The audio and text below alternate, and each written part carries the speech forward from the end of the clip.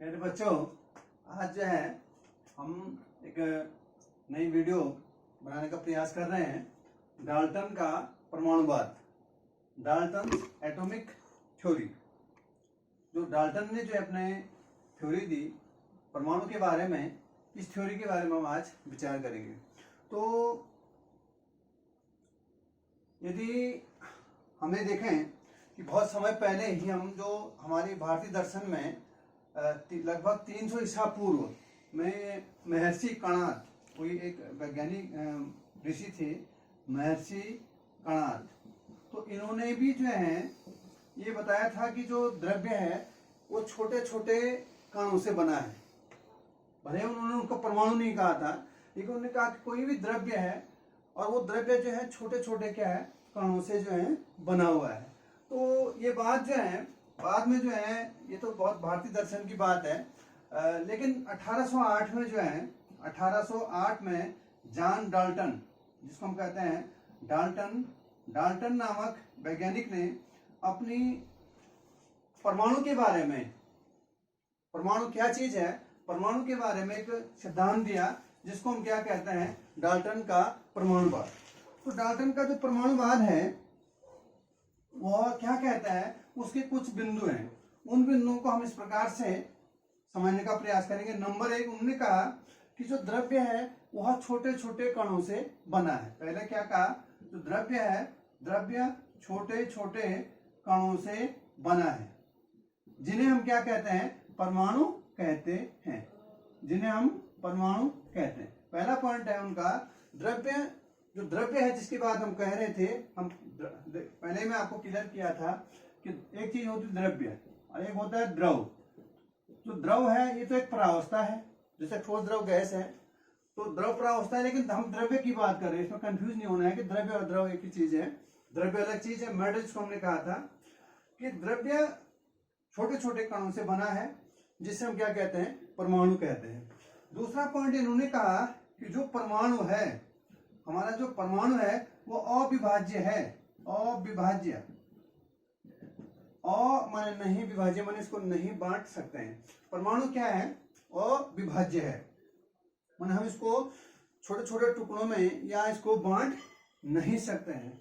Number तीसरा point Dalton साहब ने ये कहा कि एक ही तत्व के परमाणु, एक ही तत्व के परमाणु, एक ही तत्व के जो परमाणु होते हैं ये आकार, द्रव्यमान तथा गुणों में समान होते हैं।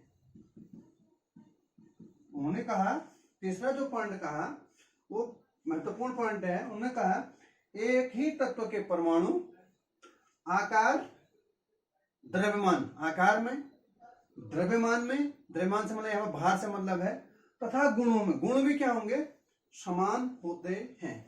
नंबर चौथा पॉइंट उन्होंने कहा कि भिन्न भिन्न तत्वों के परमाणु, भिन्न भिन्न तत्वों के परमाणु, भिन्न भिन्न तत्वों के परमाणु आकार, द्रव्यमान तथा गुणों में भिन्न भिन्न होते हैं।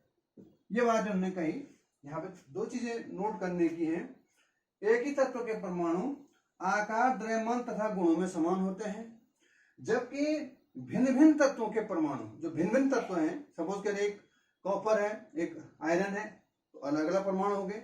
वो कह रहे हैं भिन्न भिन्न तत्वों के परमाणु आकार में, द्रव्यमान में तथा गुणों में भी क्या होंगे, भिन्न भिन्न होंगे।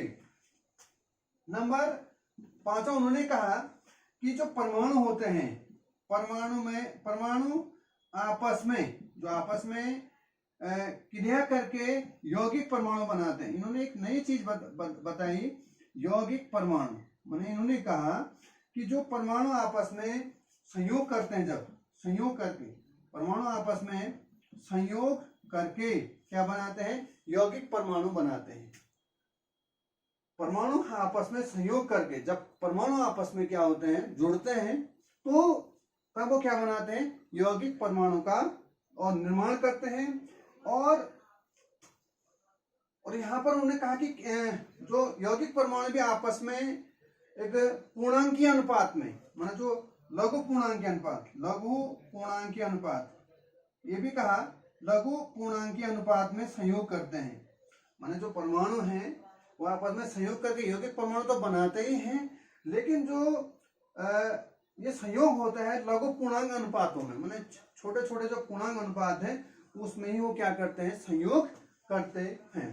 छठा इन्होंने कहा कि जो परमाणु है, ये तो परमाणु जो है रासायनिक अभिक्रियाओं में भाग लेता है, रासायनिक अभिक्रियाओं में भाग लेता है और परमाणु को अभिक्रिया में न तो उत्पन्न किया जा सकता है और न नष्ट।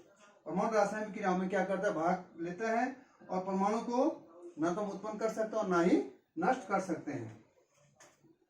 और एक पॉइंट इन्होंने और कहा कि जो नंबर 7वां पॉइंट हम कह सकते हैं चाहो तो, अविभाज्य वाला हो गया। अगला पॉइंट है कि जो, चलो इतना बहुत है कि जो हमें आप इसको समझ सकते हैं कि पहला पॉइंट हो गया द्रव्य छोटे छोटे कणों से बना है जिसे हम परमाणु कहते हैं। अगला इन्होंने कहा परमाणु अविभाज्य है, अर्थात परमाणु को हम बांट नहीं सकते हैं। और अगला इन्होंने कहा कि एक ही तत्व के परमाणु आकार, द्रव्यमान तथा गुणों में समान होंगे, विभिन्न तत्वों के परमाणु आकार, द्रव्यमान तथा गुणों में असमान होते हैं या भिन्न भिन्न होते हैं। परमाणु आपस में लघु पूर्णांकीय अनुपात में संयोग करके यौगिक परमाणु बनाते हैं। और अगला हमने कहा कि रासायनिक अभिक्रियाओं में परमाणु जो है रासायनिक अभिक्रियाओं में भाग लेता है और परमाणु को न तो उत्पन्न कर सकते हैं और न ही नष्ट कर सकते हैं। और जो ये पॉइंट है लास्ट वाला, ये पॉइंट ये कह सकते हैं कि जो परमाणु भार जो है, परमाणु भार जो है, ये जो पॉइंट है, परमाणु भार जो है तत्व का मूल गुण है, मूल गुण, जिसको हम कहते हैं फंडामेंटल प्रॉपर्टी। फंडामेंटल प्रॉपर्टी, ये पॉइंट था वो वाला, फंडामेंटल प्रॉपर्टी। माने जो परमाणु भार है वो तत्व का क्या है, मूल गुण है, या उसका मूल गुण या फंडामेंटल प्रॉपर्टी है। तो ये नियम दिए थे, ये पॉइंट दिए थे डाल्टन ने। अब यदि हम इस बात को यदि आज के परिप्रेक्ष्य में या आधुनिक परमाणुवाद की, देखिए बाद में जो है हम कुछ समय बाद जो है दूसरी वीडियो जब हम परमाणु के बारे में देंगे तो उसमें हम परमाणु को जो है परमाणु के बारे में जो ज्यादा विचार दिए गए हैं, जैसे सुना होगा आपने जे थॉमसन, उसको हम कहते हैं जे थॉमसन, रदरफोर्ड, चैडविक आदि जो वैज्ञानिकों ने जब इलेक्ट्रॉन, प्रोटॉन और न्यूट्रॉन की खोज की तो उसके आधार पर हम ये कह सकते हैं कि एक आधुनिक परमाणुवाद हमारे पास आ जाता है। तो यदि हम आधुनिक परमाणुवाद के परिप्रेक्ष्य में डाल्टन के परमाणुवाद को हम देखना चाहें कि डाल्टन साहब ने जो बात कही वह आधुनिक परमाणुवाद जो है, आधुनिक मॉडर्न जो है आधुनिक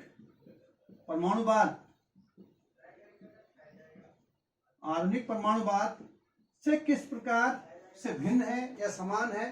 तो आधुनिक परमाणुवाद के उसमें देखने पर ये पता चलता है, हमें देखते हैं कि जैसा उन्होंने पहला पॉइंट कहा था कि द्रव्य छोटे छोटे कणों से बना है जिसे परमाणु कहते हैं, तो हमारा जो आधुनिक परमाणुवाद है वो भी यही कहता है कि द्रव्य छोटे छोटे कणों से बना है जिन्हें क्या कहते हैं, परमाणु कहते हैं। पहला पॉइंट तो सही है। जो दूसरा पॉइंट उन्होंने बताया था डाल्टन साहब ने कि परमाणु अविभाज्य है, लेकिन जो आधुनिक परमाणुवाद है वो कहता है कि जो परमाणु है वह अविभाज्य नहीं है बल्कि क्या है, विभाज्य है। विभाज्य का मतलब है इसको बांटा जा सकता है।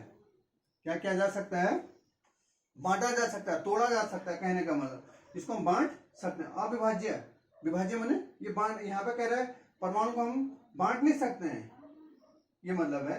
तो यहाँ पर ये कह रहा है कि आधुनिक परमाणुवाद कह रहा है कि परमाणु विभाज्य है। और परमाणु विभाज्य किस प्रकार है, जो परमाणु बहुत छोटा था वह भी विभाजित है, किसमें, जो क्या होते हैं, मूल कण होते हैं परमाणु में, जो उपस्थित मूल कण है, इलेक्ट्रॉन है, प्रोटॉन है और न्यूट्रॉन। परमाणु जो है इलेक्ट्रॉन, प्रोटॉन और न्यूट्रॉन जैसे सूक्ष्म कणों, बहुत ही सूक्ष्म कण होते हैं, इन कणों में वह क्या है, विभाज्य है, परमाणु को विभाजित कर सकते हैं। बाद में बताऊंगा मैं परमाणु संरचना में कहाँ इलेक्ट्रॉन है, कहाँ प्रोटॉन है, कहाँ न्यूट्रॉन है।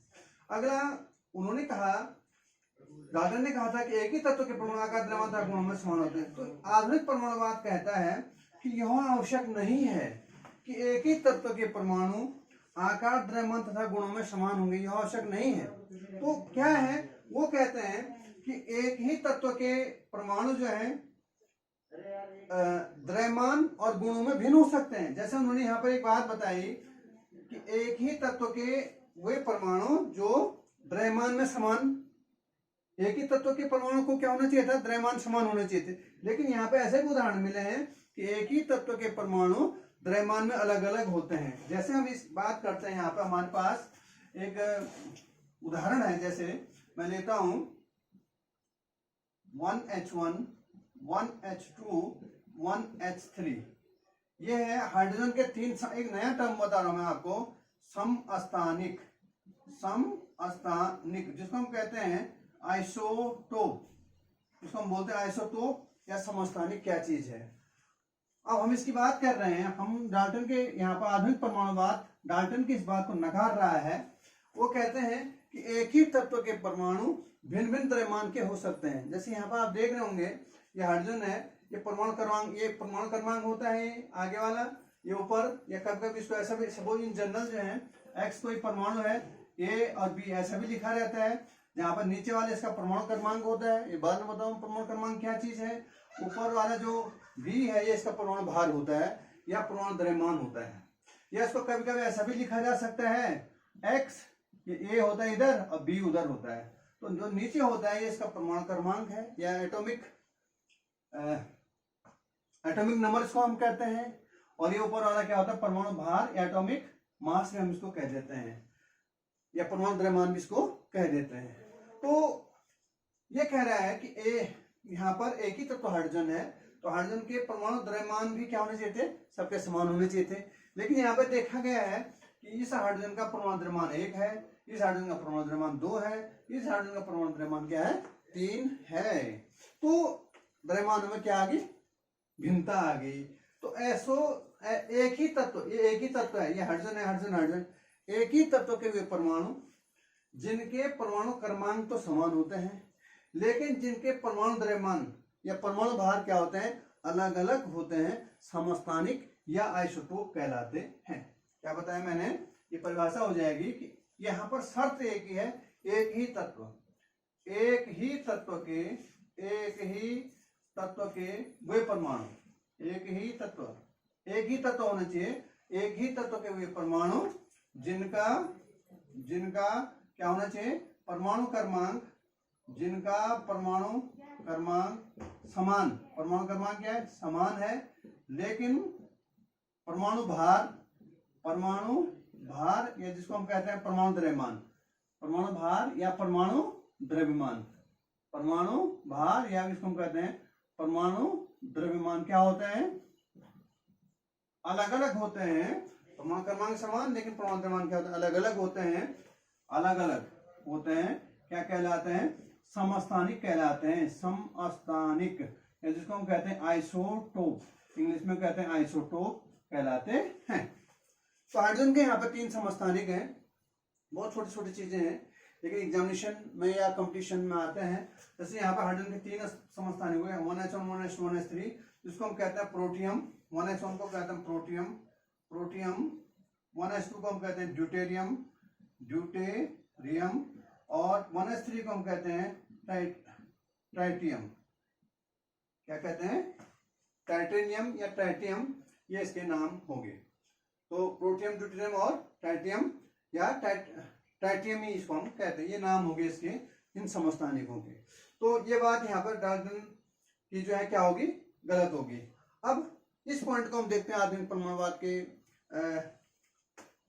ग्लेंस में या उसके व्यू के अनुसार, आधुनिक परमाणुवाद के अनुसार। तो इन्होंने कहा था कि भिन्न भिन्न तत्वों के परमाणु क्या होते हैं, आकार, द्रव्यमान तथा गुणों में भिन्न भिन्न होते हैं। मतलब भिन्न भिन्न जो तत्व होंगे उनके परमाणु आकार, द्रव्यमान तथा गुणों में क्या होंगे, भिन्न भिन्न होंगे। तो इस बात को आधुनिक परमाणुवाद कहता है। यह आवश्यक नहीं है, यह आवश्यक नहीं है कि भिन्न भिन्न तत्वों के परमाणु क्या होंगे, आकार, द्रव्यमान तथा गुणों में भिन्न भिन्न ही होंगे, समान भी हो सकते हैं। उन्होंने एक उदाहरण दिया यहाँ पर, एक उदाहरण हम लेते हैं। जैसे हमारे पास, जैसे मैं ले रहा हूं यहाँ पे 20 कैल्शियम 40, 19 पोटेशियम 40, ये मैंने यहाँ पे दो तत्व ले रखे हैं, क्या क्या, पोटेशियम और कैल्शियम मैंने यहाँ पे ले रखे हैं। तो जबकि क्या है, ये कैल्शियम है और ये पोटेशियम है, और डाल्टन के अनुसार क्या है कि भिन्न भिन्न तत्व हैं, इनके परमाणु द्रव्यमान है, परमाणु भार है, या परमाणु द्रव्यमान है, परमाणु भार है, वो क्या समान है, डाल्टन के अनुसार भिन्न भिन्न होने चाहिए। तो ये बात यहाँ पर क्या होगी, भिन्न भिन्न तत्वों के, यह जरूरी नहीं है कि परमाणु द्रव्यमान या गुण भी क्या हो, भिन्न भिन्न हो। भिन्न भिन्न तत्वों के परमाणु द्रव्यमान भी क्या हो सकते हैं, समान हो सकते हैं। ऐसे जो होते हैं ऐसे तत्व जिनके परमाणु द्रव्यमान समान है लेकिन वो भिन्न भिन्न तत्व हैं, इसको हम कहते हैं समभारी, समभारी, जिसको हम कहते हैं आइसोबार, इंग्लिश में कहते हैं आइसोबार, या आइसोबार इसका नाम है, या इसको हम कहते हैं समभारी। समभारी, सम माने समान, भारी माने भार है जिनके, तो ये इसकी परिभाषा हो जाएगी, समभारी की परिभाषा हो जाएगी भिन्न भिन्न। अब भिन्न भिन्न है, जरूर है, ये कैल्शियम है, ये पोटेशियम है, तो भिन्न भिन्न तत्वों के, ये याद रखना है आपको, केवल ये शर्त इसमें समझता नहीं, एक ही तत्व के, और यहाँ पे भिन्न भिन्न भिन्न भिन्न भिन्न भिन्न भिन्न भिन्न तत्वों के, भिन्न भिन्न तत्वों के वे परमाणु, भिन्न भिन्न तत्वों के वे परमाणु जिनके, अब ये परमाणु क्रमांक तो क्या है, अलग अलग हो गए, ये 20 है, 19 है, लेकिन परमाणु भार समान है। भिन्न तत्वों के वे परमाणु जिनके परमाणु क्रमांक, जिनके परमाणु क्रमांक असमान, परमाणु क्रमांक क्या है, असमान, लेकिन परमाणु भार क्या होते हैं, लेकिन परमाणु भार, या इसको कहते हैं परमाणु द्रव्यमान, परमाणु भार कहें या परमाणु द्रव्यमान क्या होते हैं, समान होते हैं, क्या कहलाते हैं, समभारी कहलाते हैं, समभारी कहलाते हैं। क्या कहा मैंने, भिन्न भिन्न तत्वों के वे परमाणु जिनके परमाणु क्रमांक तो क्या होते हैं, अलग अलग होते हैं या समान होते हैं, लेकिन परमाणु द्रव्यमान या परमाणु भार क्या होते हैं, समान होते हैं, समभारी कहलाते हैं, ये कहलाते हैं आपके। तो ये बात भी उन्होंने यहाँ पे काट दी। नेक्स्ट पॉइंट जो था, उन्होंने कहा था भिन्न भिन्न तत्वों के जो परमाणु हैं वो, परमाणु आपस में संयोग करके लघु पूर्णांक के अनुपात में, छोटे छोटे जो पूर्णांक के अनुपात होते हैं उनमें संयोग करके यौगिक परमाणु बनाते हैं। तो यहाँ पर इन्होंने कहा, आधुनिक परमाणुवाद कहता है कि परमाणु आपस में संयोग करते हैं और वो यौगिक परमाणु नहीं बल्कि अणु का निर्माण करते हैं। क्या करते हैं, अणु का, परमाणु आपस में, जो परमाणु होते हैं, परमाणु आपस में संयोग करके क्या बनाते हैं, अणु का निर्माण करते हैं। यौगिक परमाणु नहीं बल्कि क्या करते हैं, अणु का निर्माण करते हैं। जो यौगिक होते हैं उसमें भी अणु होते हैं। बात है कि जो यौगिक होते हैं, यौगिक परमाणु का है ना, लेकिन यौगिक में भी क्या होते हैं, अणु होते हैं। तो कहने का मतलब परमाणु आपस में संयोग करते हैं, छोटे छोटे परमाणु, परमाणु कहा गया कि सुंदर अवस्था में नहीं रह सकते हैं, और यह क्या होते हैं, परमाणु आपस में तुरंत मिलकर के अणु का निर्माण करते हैं। तो अणु कहने का मतलब परमाणु आपस में संयोग करके क्या बनाते हैं, अणु का निर्माण करते हैं। और यह जरूरी नहीं है कि लघु पूर्णांकी अनुपात में करें, कि ये परमाणु आपस में संयोग करें। देखा गया है, जैसे बाद में बताएंगे आपको, पॉलीमर होते हैं, या जैसे कार्बोहाइड्रेट है, कार्बोहाइड्रेट हो गया, इसमें जैसे कार्बोहाइड्रेट हो गया, या आपका प्रोटीन्स होते हैं, प्रोटीन हो गया, या आपके जो है एक होते हैं पॉलीमर, जिसको हम कहते हैं पॉलीमर, जिसको हम इंग्लिश में कहते हैं बहुलक, हिंदी में कहते हैं बहुलक, ये बहुलक होते हैं।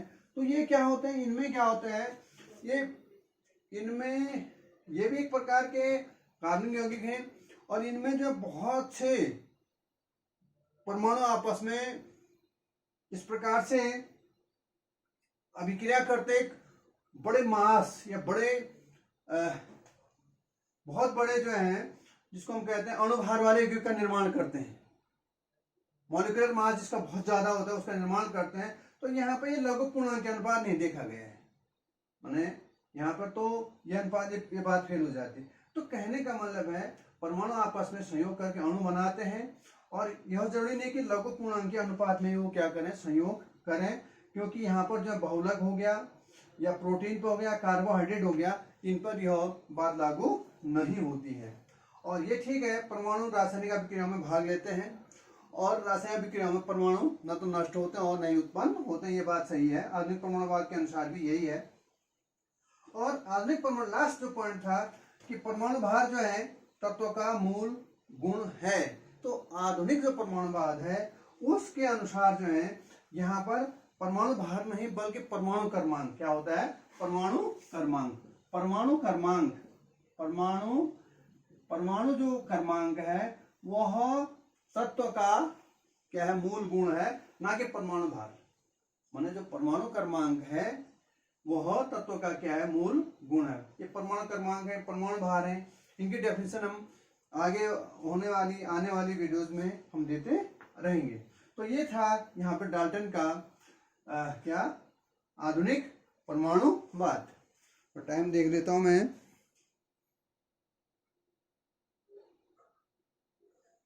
अब थोड़ा सा मैं आपको थोड़ा एक अगले टॉपिक के बारे में, थोड़ा सा छोटा सा टॉपिक है, वो टॉपिक है हमारे पास। अभी हमने परमाणु भार की बात की, परमाणु भार के बारे में, या परमाणु द्रव्यमान क्या चीज है, परमाणु भार या परमाणु द्रव्यमान, छोटा सा टॉपिक है, इसको मैं ले लेता हूं यहाँ पे, परमाणु भार या परमाणु द्रव्यमान।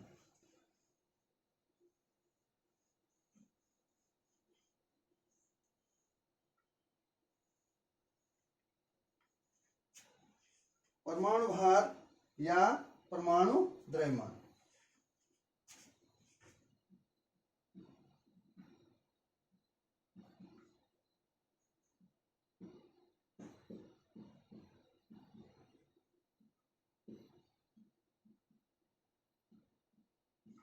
ये क्या चीज है, अभी हम बात कर रहे हैं, इसके हम डेफिनेशन को समझना चाहें।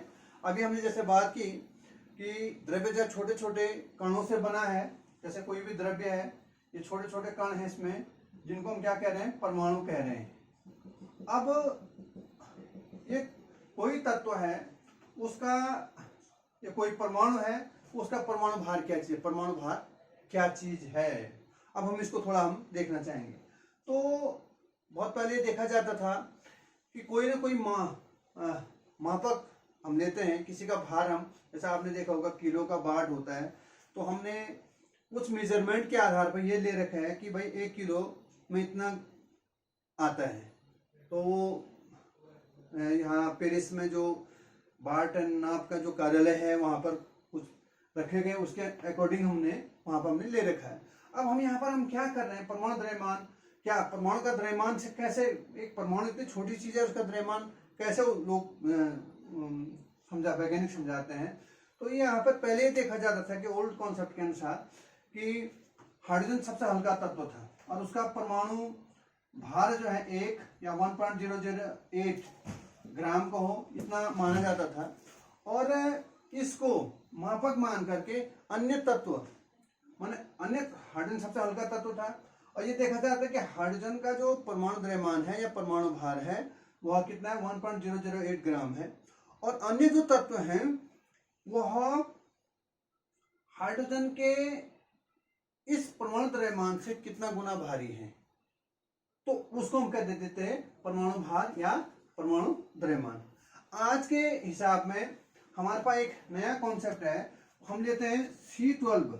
देखिए अभी मैंने समस्थानिक कहा था, समस्थानिक जिसको मैंने कहा था थोड़ी इससे पिछले वीडियो, अभी जो वीडियो चल रही थी, एक ही तत्व के परमाणु जिनके परमाणु क्रमांक समान लेकिन परमाणु भार भिन्न भिन्न, जैसे कार्बन 12, कार्बन 13, कार्बन 14। तो यहाँ पर हमने देखा सबका 6 परमाणु क्रमांक सबका 6 है, परमाणु भार 12, 13, 14 है, तो ये समस्थानिक हो गए कार्बन के। तो कार्बन 12 समस्थानिक हमने यहाँ पे ले रखा है। तो आज के परिप्रेक्ष्य में ये देखा गया है कि किसी कोई भी तत्व है, उस तत्व का, तत्व कोई भी है, उस तत्व का एक परमाणु, सपोज करें तत्व ए है, तत्व ए है, तो उस तत्व ए का एक परमाणु का औसत द्रव्यमान, एक परमाणु का औसत द्रव्यमान जो है वह कार्बन 12, जो कार्बन 12 समस्थानिक है, उस कार्बन 12 समस्थानिक के एक परमाणु के, उसका भी एक परमाणु के द्रव्यमान का 1/12 या 1/12 पहले ले लेता हूं, ये हो गया, से कितना गुना भारी है, उसको हम यहां पर एक टर्म्स दे देते हैं जिसको हम कहते हैं, ये हो गया आपका, कोई तत्व क्या है, एमयू कह सकते हैं हम इसको, एटॉमिक मास यूनिट, ये हम इसको कह सकते हैं, ये एमयू नाम देते हैं हम एटॉमिक मास यूनिट में, कि कोई तत्व ए है, उस ए तत्व का एक परमाणु का औसत द्रव्यमान जो है, कार्बन 12, कोई कार्बन 12 समस्थानिक है, कार्बन 12 के एक परमाणु के द्रव्यमान, कार्बन 12 जो तत्व है समस्थानिक है, उसका एक परमाणु का जो द्रव्यमान है उसका 1/12, उसका 1/12 कि जितना आता होगा उससे वह कितना गुना भारी है, तो उसको हम कहते हैं, वो परमाणु भार हो गया। ये क्या हो गया आपका, एमयू ना कहकर हम इसको, ये परमाणु भार कहेंगे हम इसको, ये हो गया आपका परमाणु भार। तो परमाणु भार बराबर हो गया, सपोज के तत्व ए का परमाणु भार निकालना है मुझे, तत्व कोई ए है उसका परमाणु भार हमको निकालना है, तो तत्व ए का परमाणु भार क्या हो जाएगा, उस तत्व ए का एक परमाणु का जो औसत द्रव्यमान है बटे कार्बन 12 के एक परमाणु का जो द्रव्यमान है उसका 1/12 से वह कितना गुना भारी है, वो क्या कहलाता है आपका, वो कहलाएगा आपका परमाणु भार। इस जो ये है आपका, जो ये 1/12 है, और ये कार्बन 12 के एक परमाणु का द्रव्यमान, इस ये जो वैल्यू आएगी यहाँ पे, इसको हम कहते हैं एएमयू, एटॉमिक मास यूनिट। इस एटॉमिक मास यूनिट, जैसे वहां पर हाइड्रोजन लिया था हमने, यहाँ पर हम एटॉमिक मास यूनिट कह रहे हैं, इस एटॉमिक मास यूनिट के सापेक्ष कोई परमाणु कितना भारी है, उसकी तुलना में वह कितना भारी है, वो कहलाएगा आपका परमाणु भार। तो ये है आपका। अब जैसे जो यहाँ पर एक्सपेरिमेंटली ये देखा गया है कि जो कार्बन 12 है, इसके एक परमाणु का द्रव्यमान जो है 1. ये एक हमारे पास टेक्निक है, मास स्पेक्ट्रोमीटर, जिसको हम कहते हैं द्रव्यमान स्पेक्ट्रोस्कोप, एक टेक्निक है हमारे पास। द्रव्यमान स्पेक्ट्रोस्कोप के द्वारा जो है कार्बन 12 के एक परमाणु का द्रव्यमान ये देखा गया है 1.99265 इंटू 10⁻⁻23 ग्राम बताया गया है। ये कितना मान बताया गया है, कार्बन 12 के एक परमाणु का जो द्रव्यमान है वह देखा गया है किसके द्वारा, द्रव्यमान स्पेक्ट्रोस्कोप के द्वारा।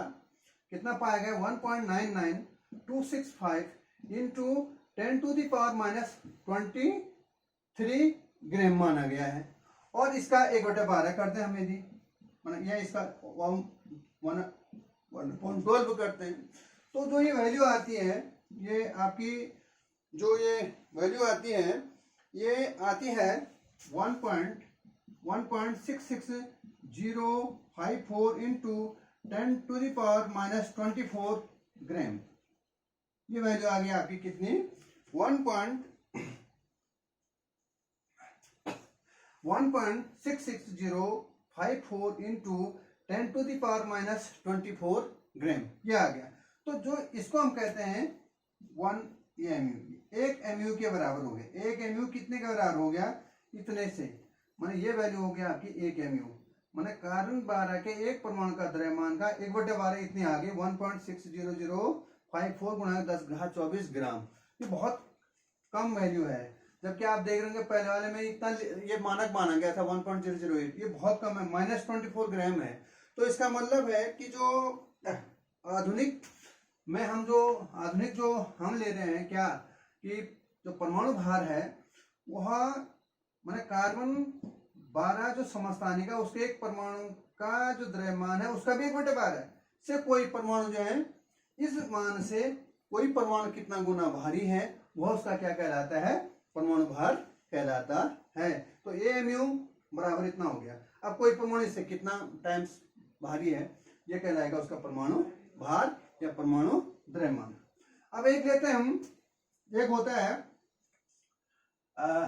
ग्राम एटॉमिक द्रव्यमान, gram atomic weight, gram atomic weight, या जिसको हम कहते हैं ग्राम ग्राम ग्राम ग्राम परमाणु द्रव्यमान, ग्राम परमाणु द्रव्यमान, या इसको हम और भी कह देते हैं ग्राम परमाणु भार। एक ही बात है, ग्राम परमाणु भार। पुराने ओल्ड उसमें कुछ लोग आज द्रव्यमान कह रहे हैं, उसको परमाणु भार कह रहे हैं थोड़ा सा। तो ये क्या चीज है, ग्राम परमाणु द्रव्यमान या ग्राम परमाणु भार क्या है? तो ये देख रहे हैं हम, यदि हम किसी कोई तत्व है उस तत्व के, कोई भी तत्व है उस तत्व के परमाणु भार के बराबर, कोई तत्व है उस तत्व के परमाणु भार के बराबर यदि हम ग्रामों में मात्रा ले लें तो हम क्या कहेंगे, उसको हम कहेंगे ग्राम परमाणु भार। जैसे सपोज के लिए कैल्शियम है, कैल्शियम का परमाणु भार 40 है, कैल्शियम का क्या है, परमाणु भार 40 है।